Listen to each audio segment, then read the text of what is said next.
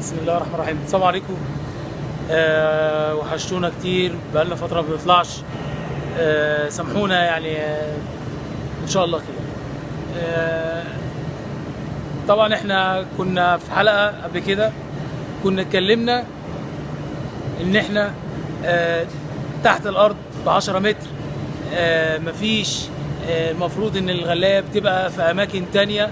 طبعا جت ناس سألت وكويس، في تفاعل وفي ناس بتسأل وفي ناس عايزة تعرف الدنيا ماشية ازاي.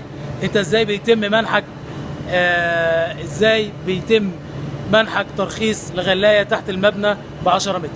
احنا دلوقتي برضو لفت نظر ليها برضو الزملاء، قال لك عرف الناس، عرف ازاي ان انت مش في الخطر اللي انت بتصوره للناس بالشكل ده. طبعا مستر شريف حسن، مستر محمد رضا، مستر احمد علي، مسؤولين السلامه والصحه المهنيه والامن الصناعي في المكان اللي احنا فيه، ناس قمه، ناس على اعلى مستوى، ناس وقت الخطر، وقت لا قدر الله بيحصل حاجه احنا بنشتغل تحت قيادتهم، لان احنا المفروض الرجاله بتاعتهم هم اللي بيوجهونا في اوقات الخطر اللي بيحصل فيها اي حاجه لا قدر الله.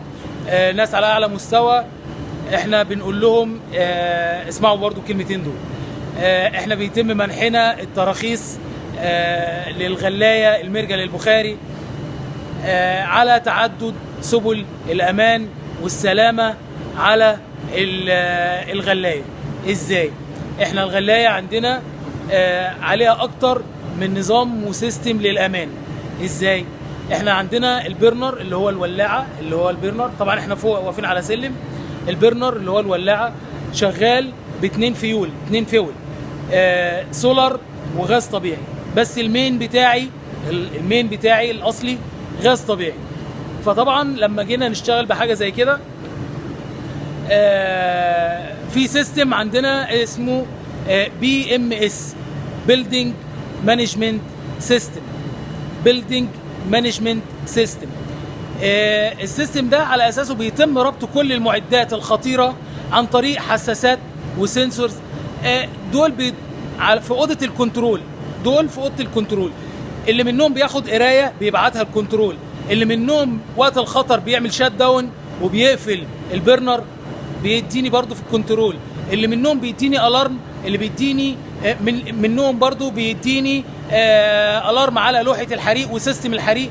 ده هنسيبه للمتخصصين يتكلموا عنه باستفاضه. هيفيدوكوا اكتر مني في حته سيستم الحريق، لان احنا عندنا طبعا جزء، يعني انا عندي جزء الميكانيكي منه، في جزء كبير سوفت وير، هو ده عندهم هيحكي لكم برضو جزء كبير يعني من الناس اللي هم المسؤولين عن القصه دي. طبعا احنا اول حاجه عندنا اللي ورايا ده السنسور ده ليه عداد، ده كواشف غاز موجود فين؟ موجود فوق البرنر، فوق الولاعه. لا قدر الله لو حصل اي تسريب غاز، هنا المستشعر بتاعه اللي هو ده الابيض ده، المستشعر ده في هنا قرايه. المستشعر ده يحس ان في نسبه تسريب غاز، هو عنده نسبه امنه، هو متسطب عليها.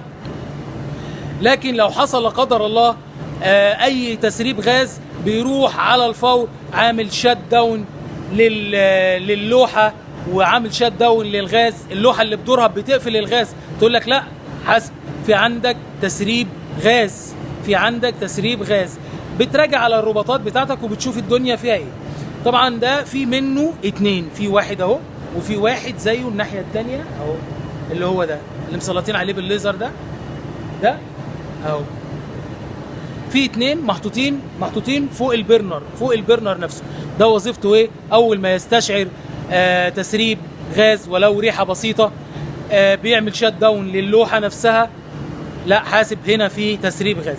طب هو ده بس؟ لا مش هو ده، في كواشف تانية للحراره، مش عارف هتبان من هنا ولا لا، وفي انذار مبكر. هننزل من على الغلايه وهنطلع على سلم تاني هوريكم بالظبط اماكنهم فين. هم برضو فوق الغلايه، ادوارهم كالاتي: اي حاجه فيهم بتستشعر وجود اي خطر، على طول على الفور بتديني الارم، بيظهر الالارم ده على السيستم بتاعي وبيظهر على اللوحه بتاعه سيستم الحريق، وبتعمل شات داون. انت من تلقاء نفسك بتلاقي ان الغلايه وقفت ما بتشتغلش.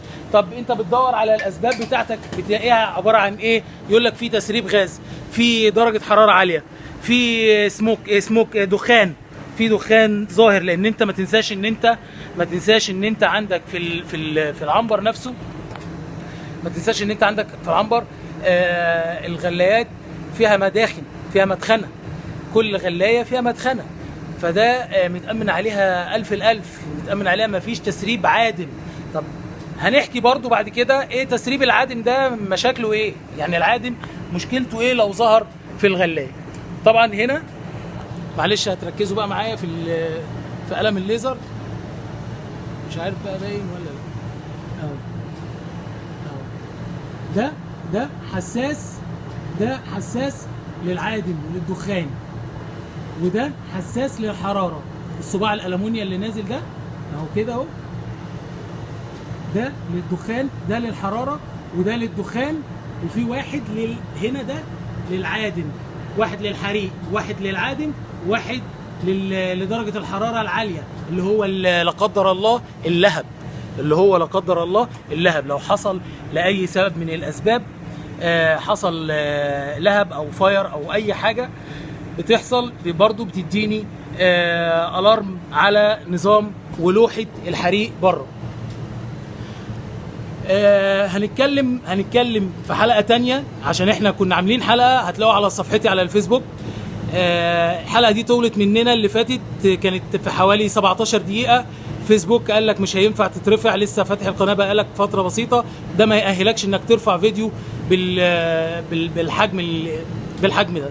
فطبعا احنا بنحاول على قدر الامكان ان احنا طبعا في معلومات كتير، بنحاول ان احنا مش هنختزل، مش هنوفر معلومه، مش هنبخل بمعلومه، مش هنوفر معلومه على حد ان هو يبقى طالب حاجه ومش هنقولها له، بس هتبقى عدد حلقات اطول. ارجو من الناس تتابعنا، وانا شايف ان في ناس بتتابع، شايف ناس بسم الله ما شاء الله من رام الله فلسطين، شايف ناس من الدار البيضاء المغرب، شايف ناس من تونس، من مصر، زمايلي قرايبي، الناس اللي هم حتى الناس اللي مش مهتمه، كله عنده فضول، كله حابب يعرف الدنيا فيها ايه، حابب يعرف المشاكل اللي ممكن تعرض لها، يشوف الدنيا. انت المفروض ان انت بتعرف على حاجات كتير طول ما انت ماشي في الحياه، بتلم خبرات. بشكركم والسلام عليكم ورحمه الله وبركاته. السلام عليكم.